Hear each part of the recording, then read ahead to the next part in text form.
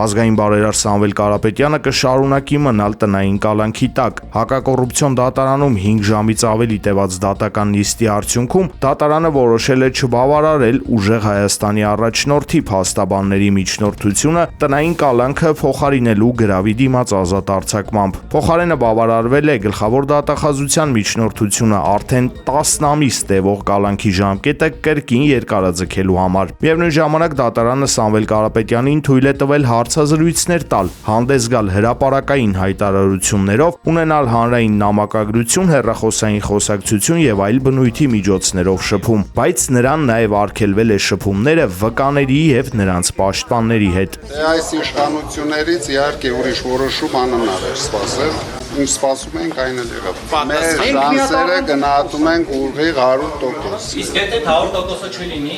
պատրաստ եք ընդդիմություն աշխատել։ Չի կարա չլինի։ Ոչ մի բանի պատրաստ չեն։ Միայն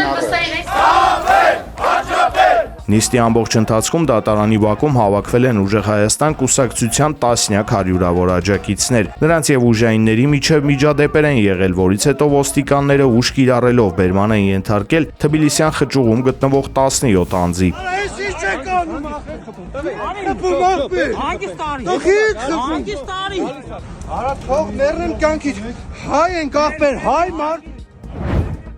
Հակակոռուպցիոն դատարանի դիմաց տեղի ունեցածին ավելի ուշ անդրադարձել են քննչական կոմիտեից։ Կառույցի մամուլի խոսնակը հայտնել է, որ դատարանի դիմաց տեղի ունեցած միջադեպի առթիվ նախաձեռնվել է քրեական վարույթ՝ մի խումբ անձանց կողմից խուլիգանություն կատարելու եւ պաշտոնատար անձի օրինական ծառայողական գործունեությանը միջամտելու հոդվածների հատկանիշներով։ Քրեական վարույթի նախաքննության ընթացքում ձերբակալվել է 17 անձ։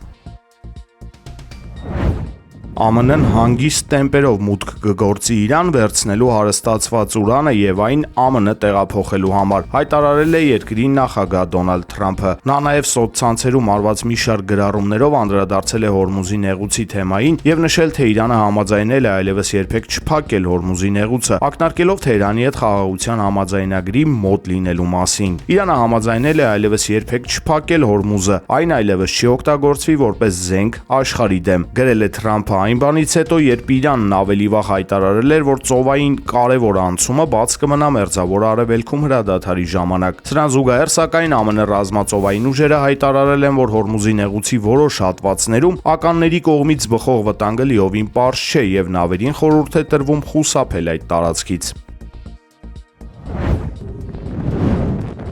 Հորմուզի նեղուցը բացվել է, հայտարարել է իրանական կողմը։ Նեղուցը բաց կլինի բոլոր առևտրային նավերի համար այնքան ժամանակ, որքան կտևի Լիբանանում հրադադարի ռեժիմը։ Չնայած դրան, ԱՄՆ-ն շարունակում է նավահանգիստների շրջափակումը։ ԱՄՆ նախագահ Դոնալդ Թրամփը սոցկայքում ողջունել է նեղուցի բացումը, շնորհակալություն հայտնելով Իրանին։ Իրանը հայտարարել է, որ իրանական նեղուցը լիովին բաց է եւ պատրաստ է ամբողջական անցման համար։ Շնորհակալություն։ Նոր փուլի եւ մշտական համաձայնագրի շեմին։ Այսպիսին է իրավիճակը Լիբանանի համար երկրի նախագահ Ժոզեֆ Աունի գնահատմամբ։ Մենք վստահ ենք, որ կփրկենք Լիբանանը։ Մենք վերականգնել ենք երկրի որոշումների կայացման իրավունքը վերջին գրեթե կես դարվա ընթացքում առաջին անգամ։ Իսրայելի եւ Հեզբոլայի միջև հաստատված հրադադարից հետո ընդգծել է նախագահը։ Սա Աունի գնահատմամբ հրադադարի ուղղությամբ աշխատանքից դեպի մշտական համաձայնագրի անցման փուլն է եւ նա վստահեցրել է, որ չի լինելու որևէ համաձայնագիր, որը կոտնահարի իրենց ազգային իրավունքները եւ կնվաստացնի ժողովրդի արժանապատվությունը։ Չնայած սրան, լիբանանյան պետական լրատվամիջոցները այսօր հայտնել են, որ երկրի հարավում իսրայելական հարվածի հետևանքով 1 մարդ է զոհվել։ Խիամ քաղաքի ուղղությամբ եւս արձակվել են հրետանու արկեր։ Նավթի գինը կտրուկ նվազել է այն բանից հետո, երբ Իրանը հրադադարի մնացած ժամանակահատվածում առևտրային փոխադրումների համար բացեց Հորմուզի նեղուցը։ Brent տեսակի նավթի համաշխարհային գինը նվազել է 13%-ով, հասնելով 1 բարելի դիմաց 86.3 դոլարի։ Ամերիկյան WTI արժեքը եւս նվազել է 13%-ով, 1 բարելի դիմաց հասնելով 79.2 դոլարի։ Նավթի գինը մարտի առաջին շաբաթվանից ի վեր իր ամենացածր մակարդակում է։ Չնայած անկմանը Brent եւ ամերիկյան նավթի գները դեռևս բարձր են նախապատերազմյան մակարդակից, համապատասխանաբար 73 եւ 67 դոլարից։ Ռուսաստանի նախագահ Վլադիմիր Պուտինն Անվտանգության խորհրդի մշտական անդամների հետ քննարկել է Ռուսաստանի եւ ԱՊՀ երկրների հարաբերությունները։ Դաշնության նախագահը նշել է, որ Ռուսաստանը տասնամյակների ընթացքում հատուկ հարաբերություններ է զարգացրել ԱՊՀ երկրների հետ։ Երկրները բազմաթիվ փոխադարձ շահեր ունեն տարբեր ոլորտներում։ Մենք միշտ